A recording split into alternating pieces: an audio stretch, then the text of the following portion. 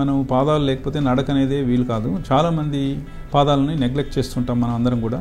మొహంకో లేకపోతే శరీరంలో అదర్ భాగాలకు ఇచ్చేంత ఇంపార్టెన్స్ పాదాలకి ఎప్పుడు ఇవ్వము. కానీ అందరూ తెలుసుకోవాల్సిందంటే పాదాలు చాలా ముఖ్యమైనవి. ఆరోగ్యంగా ఉంచుకోవడం చాలా ఇంపార్టెంట్. ఎందుకంటే మనం నడకంతా కూడా పాదాల మీదనే డిపెండ్ అవుతుంది. ఈ పాదాలకు ముఖ్యంగా అప్పుడప్పుడు ప్రాబ్లమ్స్ వస్తుంటాయి. ఒకటి ఏంటంటే మన డెవలప్మెంటల్ అనామలీస్ అంటాం, పుట్టుకతోనే వచ్చే కొన్ని తేడాల వల్ల పాదాల్లో ప్రాబ్లమ్స్ రావచ్చు. రెండోదేమో మనం నడిచేటప్పుడు ముఖ్యంగా దెబ్బలు ఏమైనా తగిలితే పాదాలకే దెబ్బలు తగులుతుంటాయి, అది రెండో కారణం. మూడోది వయసు మీరిన తర్వాత పాదాల నుండి జాయింట్లన్నీ వీక్ అయిపోవడం దానివల్ల లేకపోతే అరిగిపోవడం వల్ల వచ్చే ప్రాబ్లమ్స్ కూడా ఉంటాయి. ఎలాంటి కారణమైనప్పటికీ ఇది చాలా డిజబిలిటీ వచ్చేంత వరకు మనం దాని గురించి ఆలోచించి ఒకసారి వచ్చిన తర్వాత దానివల్ల ఎంత ప్రాబ్లం ఉంటుంది అనేది అప్పుడు అర్థమవుతుంది. పాదాలకు దెబ్బలు తగిలినప్పుడు దాన్ని చిన్నగా తీసుకుని నెగ్లెక్ట్ చేయకుండా వెంటనే డాక్టర్స్ దగ్గరికి వెళ్ళి దానికి సరైన ట్రీట్మెంట్ తీసుకుంటే పాదం అనేది డ్యామేజ్ కాకుండా ఫర్దర్ దానికి ఎలాంటి ఇబ్బందులు లేకుండా నివారించుకునే అవకాశం కూడా ఉంటుంది. పాదాలకు సంబంధించినంతవరకు ఇంతకు చెప్పినట్లు డెవలప్మెంటల్ అనామలీస్ కానీ దెబ్బలు తగిలితే వచ్చే ఇబ్బందులు కానీ కాకుండా ఇన్ఫెక్షన్స్ అనేటివి కూడా కొద్దిగా వెరీ కామన్గా వస్తుంటాయి. ముఖ్యంగా షుగర్ జబ్బులు ఉండే వాళ్ళకి పాదాల్లో ఇన్ఫెక్షన్స్ అనేటివి వెరీ కామన్గా వస్తుంటాయి.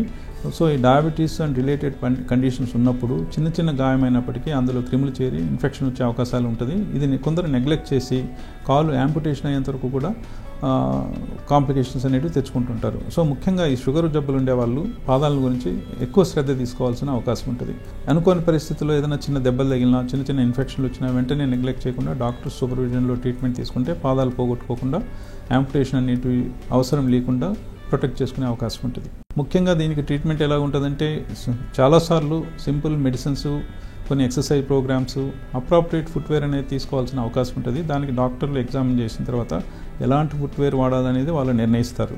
ముఖ్యంగా హీల్స్ వేసుకోవాలన్నా లేదా, లేకపోతే సైజ్ ఫుట్వేర్ ఎట్లా ఉండాలి, సోల్ ఎట్లా ఉండాలి, ఇన్సోల్స్ అనేటివి ఏమన్నా అవసరమా, ఇలాంటివన్నీ విషయాలు డాక్టర్లు అసెస్ చేసిన తర్వాత చెప్తారు. వాళ్ళ సలహాను పాటిస్తూ ఫుట్వేర్ను ప్రాపర్గా సెలెక్ట్ చేసుకుంటే చాలా వరకు ప్రాబ్లమ్స్ని, పాదాలకు సంబంధించిన ప్రాబ్లమ్స్ని సార్ట్అవుట్ చేసుకునే అవకాశం ఉంటుంది. షుగర్ పేషెంట్లలో రక్తనాళాలు కుంజించిపోతాయి. ఈ రక్తనాళాలు కుంజించిపోవడం అనేది 3 భాగాలు జరుగుతుంటుంది బేసికలీ. ఒకటి ఏమంటే బ్రెయిన్కి తీసుకుపోయే రక్తనాళాలు, రెండోది హార్ట్కు తీసుకుపోయే రక్తనాళాలు, మూడోది పాదాల వరకు రక్తం, మన లోయర్ లిమ్స్ అంటాం, కాళ్ళు పాదాలకి.